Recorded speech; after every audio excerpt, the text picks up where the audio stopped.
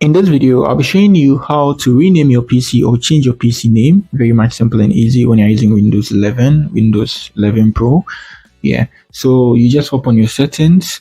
So we search settings here. You can do the same on Windows 10 too as well. Just search the settings and now let's open that. Good. So I have my settings here. So you can see this is the name of the PC. You can see Michael here. My name is Michael. So rename it. I have a code on the PC, so I need to enter the code. So they verify it's me, so I can make it Hey Brother. That's the channel's name. So if you've not subscribed, then you do well to subscribe. And I tap on next.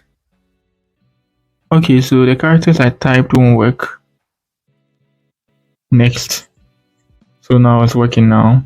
Good. So I've renamed it. So for it to take effect, for the Michael to change, I'll have to restart it. Yeah, when I restart it, the name that's going to appear wouldn't be Michael again, but it's going to be K Brother. So I'm going to restart later. So that's it. If you are new here, give me a like, subscribe to the channel. Peace.